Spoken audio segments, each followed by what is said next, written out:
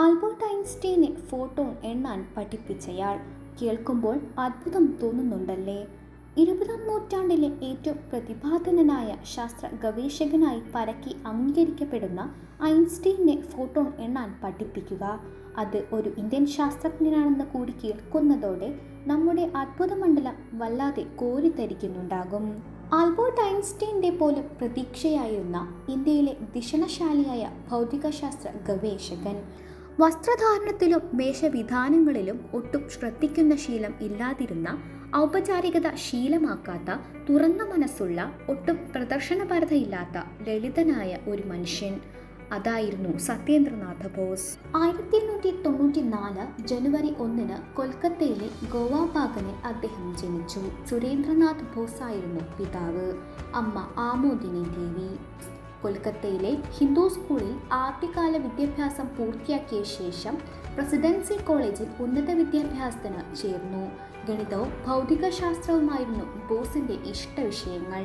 കോളേജിൽ അധ്യാപകനായി പ്രശസ്ത ശാസ്ത്രജ്ഞൻ ജഗദീഷ് ചന്ദ്ര ബോസും സഹപാഠിയായി മേഘ്നാഥ് സാഹയും, ഭാരതീയ രസതന്ത്രത്തിന്റെ ഗുരുവായി കാണുന്ന ആചാര്യ പ്രഫുല്ല ചന്ദ്ര റേയും അധ്യാപകനായിരുന്നു. കൊൽക്കത്തയിലെ പ്രസിഡൻസി കോളേജിൽ നിന്ന് 1-ാം റാങ്കോടുകൂടി MSc പാസ്സായ 1915 തന്നെ വിവാഹവും നടന്നു. സയൻസ് കോളേജിൽ തന്നെ ആയിരുന്നു ബോസും സാഹയും ഗവേഷണത്തിന് ചേർന്നത്. പുതുതായി അവതരിപ്പിക്കപ്പെട്ട ആപേക്ഷികതാ സിദ്ധാന്തമായിരുന്നു തെരഞ്ഞെടുത്ത വിഷയം. ആപേക്ഷികതാ സിദ്ധാന്തം പഠിക്കാൻ ഇന്ത്യയിൽ പുസ്തകമൊന്നും അന്ന് ലഭ്യമായിരുന്നില്ല. ബോസിന് ജർമ്മൻ ഭാഷ വശമുണ്ടായിരുന്നതുകൊണ്ട് കാര്യങ്ങൾ എളുപ്പമായി. ബോസിന്റെ താൽപ്പര്യം ഫിസിക്സിലും ഗണിതത്തിലും ഒതുങ്ങി നിന്നില്ല. രസതന്ത്രവും ഭൂമിശാസ്ത്രവും ജീവശാസ്ത്രവും എല്ലാം അദ്ദേഹം ആഴത്തിൽ പഠിച്ചു. ഫിസിക്സ് അധ്യാപകനായി ജോലി ചെയ്ത കാലത്ത് ആപേക്ഷികതാ സിദ്ധാന്തം പഠിപ്പിക്കാൻ പുസ്തകമില്ലാത്ത പ്രശ്നം അനുഭവപ്പെട്ടപ്പോൾ സാഹയുമായി ചേർന്ന് ഒരു പുസ്തകം രചിക്കാൻ ബോസ് തീരുമാനിച്ചു. ഐൻസ്റ്റീൻ്റെ പ്രബന്ധങ്ങൾ പരിഭാഷപ്പെടുത്തുവാനുള്ള അനുവാദം തേടി അദ്ദേഹത്തിന് കത്തെഴുതി. ഐൻസ്റ്റീൻ സന്തോഷപൂർവ്വം അനുമതി നൽകി. സാഹ സ്പെഷ്യൽ തിയറിയും ബോസ് ജനറൽ തിയറിയും ഇംഗ്ലീഷിലേക്ക് പരിഭാഷപ്പെടുത്തി. ബോസും സാഹയും ചേർന്ന് നിരവധി ശാസ്ത്ര പ്രബന്ധങ്ങൾ ഫിലോസഫിക്കൽ മാഗസിൻ പോലുള്ള ജേർണലുകളിൽ പ്രസിദ്ധീകരിച്ചു. ക്വാണ്ടം സിദ്ധാന്തത്തിൽ നിന്നും റിഡ്ബർഗിൻ്റെ നിയമത്തെ നിർദ്ധരിക്കുന്ന പ്രബന്ധം പ്രസിദ്ധീകരിക്കുന്നതോടെ ബോസിൻ്റെ ഭൗതികശാസ്ത്രത്തിലും ഗണിതശാസ്ത്രത്തിലുമുള്ള പ്രാവീണ്യം നന്നായി പ്രകടമായി. എല്ലാത്തരം വികിരണങ്ങളെയും ആഗിരണം ചെയ്യുന്ന ബ്ലാക്ക് ബോഡി റേഡിയേഷനെ മാതൃകയാക്കിയാണ് 19-ാം നൂറ്റാണ്ടിൻ്റെ അവസാനം മാക്സ് പ്ലാങ്ക് ക്വാണ്ടം സിദ്ധാന്തത്തിന് രൂപം നൽകിയത്. പ്രകാശം നിശ്ചിത ഊർജ്ജപ്പൊതികൾ അഥവാ ഫോട്ടോണുകൾ ആയി പ്രവഹിക്കുന്നു എന്നാണ് ആ സിദ്ധാന്തം പറയുന്നത്. ക്വാണ്ടം സിദ്ധാന്തം ഉപയോഗിച്ച് 1905 ഐൻസ്റ്റീൻ ഫോട്ടോ ഇലക്ട്രിക് പ്രഭാവം വിശദീകരിച്ചെങ്കിലും പ്രകാശം കണത്തിൻ്റെ സ്വഭാവം പ്രകടിപ്പിക്കുന്നു എന്ന് വിശ്വസിക്കാൻ 1920-കൾ വരെ മിക്ക ശാസ്ത്രജ്ഞരും തയ്യാറായില്ല. ജെയിംസ് ക്ലാർക്ക് മാക്സ്വെല്ലിൻ്റെ പ്രശസ്തമായ വൈദ്യുതകാന്തിക സിദ്ധാന്തത്തിൻ്റെ സ്വാധീനത്തിലായിരുന്നു ലോകം. മാക്സ് പ്ലാങ്ക് രചിച്ച പ്രശസ്തമായ പ്രബന്ധം 1920-കളുടെ തുടക്കത്തിൽ വിദേശത്തുള്ള സുഹൃത്തു മുഖേന ബോസിന് വായിക്കാൻ കിട്ടി. അത് സൂക്ഷ്മമായി പരിശോധിച്ച ബോസ് ചില പൊരുത്തക്കേടുകൾ ആ പ്രബന്ധത്തിൽ കണ്ടെത്തി. താപഗതികം, വിദ്യുത്കാന്തിക സിദ്ധാന്തം എന്നിവയെ അടിസ്ഥാനമാക്കിയുള്ള പ്ലാങ്കിൻ്റെ നിർദ്ധാരണം തൃപ്തികരമായി ബോസിന് തോന്നിയില്ല. ആ പൊരുത്തക്കേടുകൾ മാറ്റാൻ ബോസ് സ്വതന്ത്രമായ ഒരു സ്റ്റാറ്റിസ്റ്റിക്കൽ മാർഗം കണ്ടെത്തുകയാണുണ്ടായത്. പ്രകാശ ക്വാണ്ടങ്ങളെ ഒരു വാതകമായി കണക്കാക്കിക്കൊണ്ട് എന്നാൽ ഒരേ ആവൃത്തിയുള്ള എല്ലാ ക്വാണ്ടങ്ങളെയും തത്തുല്യ കണങ്ങൾ അഥവാ ഐഡന്റിക്കൽ ഇൻഡിസ്റ്റിങ്വിഷബിൾ പാർട്ടിക്കിൾസ് ആയി പരിഗണിച്ച് തികച്ചും വ്യത്യസ്തമായ മാർഗത്തിലൂടെ മാക്സ് പ്ലാങ്ക് എത്തിയ അതേ ലക്ഷ്യത്തിലെത്താൻ ബോസിന് സാധിച്ചു. ക്ലാസിക്കൽ ഇലക്ട്രോഡൈനാമിക്സിൻ്റെ സഹായമില്ലാതെ തന്നെ. ആ കണ്ടെത്തൽ ക്വാണ്ടം ഭൗതികത്തിലെ നാഴികക്കല്ലാവുകയും ചെയ്തു. കണ്ടെത്തിയ പ്രോബബിലിറ്റി വ്യത്യാസം സ്റ്റാറ്റിസ്റ്റിക്സിലെ പിഴവായാണ് പലരും ആദ്യം കരുതിയത്. ഇക്കാരണത്താൽ ബോസിന്റെ പ്രബന്ധം പ്രസിദ്ധീകരിക്കാൻ പ്രമുഖ ശാസ്ത്ര ജേർണലുകൾ വിസമ്മതിച്ചു. നിരാശനായ ബോസ് അത് ഐൻസ്റ്റീന് അയച്ചു കൊടുത്തു. ബോസിന്റെ പ്രബന്ധത്തിലേത് പിശകല്ലെന്ന് ഐൻസ്റ്റീന് ബോധ്യമായി. മാത്രമല്ല, ബോസ് എത്തിയിരിക്കുന്ന നിഗമനങ്ങൾ അദ്ദേഹത്തെ ആവേശഭരിതനാക്കുകയും ചെയ്തു. ഐൻസ്റ്റീൻ തന്നെ ആ പ്രബന്ധം ജർമ്മൻ ഭാഷയിലേക്ക് പരിഭാഷപ്പെടുത്തി പ്രസിദ്ധീകരിച്ചു. 1924 ഇത്. ഫോട്ടോണുകൾ അവയുടെ ക്വാണ്ടം മെക്കാനിക്കൽ ഗുണമായ സ്പിന്നിൻ്റെ അടിസ്ഥാനത്തിൽ ഭിന്നകങ്ങളാണോ അഭിന്നകങ്ങളാണോ എന്ന് നിശ്ചയിക്കാനുള്ള ഗണിത നിയമങ്ങളായിരുന്നു ബോസിൻ്റെ സമീകരണത്തിലുള്ളത്. തുടർന്ന് ഐൻസ്റ്റീൻ അതിന് അനുബന്ധമായി പ്രയോഗതലത്തിൽ ചില കൂട്ടിച്ചേർക്കലുകളും നടത്തി. അങ്ങനെ അത് ബോസ്-ഐൻസ്റ്റീൻ സ്റ്റാറ്റിസ്റ്റിക്സ് ആയി. തുടർന്ന് ബോസിൻ്റെ രീതി പിന്തുടർന്നുകൊണ്ട് ഐൻസ്റ്റീൻ രചിച്ച പ്രബന്ധത്തിലാണ് ബോസ്-ഐൻസ്റ്റീൻ കണ്ടൻസേറ്റ് എന്ന പേരിൽ ബലകണികകളെക്കുറിച്ചുള്ള പ്രവചനം ഉണ്ടായത്. പോൾ ഡിറാക്കാണ് ഇവയ്ക്ക് ബോസോൺ എന്ന് നാമകരണം നടത്തിയത്. ക്വാണ്ടം മെക്കാനിക്കൽ ഗുണമായ സ്പിൻ അടിസ്ഥാനപ്പെടുത്തി ദ്രവ്യത്തിൻ്റെ ഘടകാംശങ്ങളായ കണങ്ങളെ രണ്ടായാണ് തിരിച്ചിട്ടുള്ളത്: ബോസോണുകൾ എന്നും ഫെർമിയോണുകൾ എന്നും.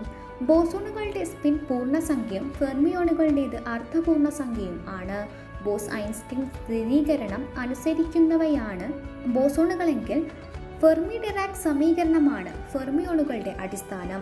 പ്രോട്ടോണുകൾക്കും ന്യൂട്രോണുകൾക്കും അടിസ്ഥാനമായ ക്വാർക്കുകളും ഇലക്ട്രോണുകൾക്കും ന്യൂട്രിനോ മുതലായ കണങ്ങൾക്കും അടിസ്ഥാനമായ ലപ്റ്റോണുകളും ചേർന്ന ഗണത്തെ പൊതുവെ ഫെർമിയോണുകൾ എന്ന് വിളിക്കുന്നു.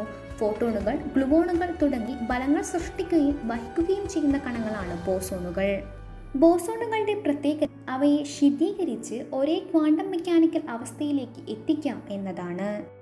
ായ വാതക ആറ്റങ്ങളെ ശീതീകരിച്ച് കേവല പൂജ്യത്തിന് വളരെ അടുത്തുവരെ എത്തിച്ചാൽ ബോസ്-ഐൻസ്റ്റീൻ സമീകരണ പ്രകാരം ആറ്റങ്ങൾ ഒത്തുചേർന്ന് ഒരു സൂപ്പർ ആറ്റത്തിൻ്റെ സ്വഭാവം ആർജിക്കുമെന്നും അത് പുതിയൊരു ദ്രവ്യാവസ്ഥ ആയിരിക്കുമെന്നും 1924 ഐൻസ്റ്റീൻ പ്രവചിച്ചു. ബോസ്-ഐൻസ്റ്റീൻ സംഘനനം എന്നറിയപ്പെടുന്ന ഈ പ്രക്രിയ വഴി രൂപപ്പെടുന്ന ദ്രവ്യാവസ്ഥയാണ് ബോസ്-ഐൻസ്റ്റീൻ കണ്ടൻസേറ്റ്. 1995 കൊളറാഡോ സർവകലാശാലയിലെ എറിക് കോർണലും കാൾ വീമാനും വാതകാറ്റങ്ങളെ ആദ്യമായി ബോസ്-ഐൻസ്റ്റീൻ സങ്കലനത്തിന് വിധേയമാക്കി ചരിത്രം സൃഷ്ടിച്ചു. അത് 5ാമത്തെ ദ്രവ്യാവസ്ഥയായി പ്രഖ്യാപിക്കപ്പെട്ടു. പിന്നീട് മസാച്യൂസെറ്റ്സ് ഇൻസ്റ്റിറ്റ്യൂട്ട് ഓഫ് ടെക്നോളജിയിലെ കെറ്റാലി മറ്റൊരു ബോസ്-ഐൻസ്റ്റീൻ സംഘടിതാവസ്ഥ സൃഷ്ടിച്ചു.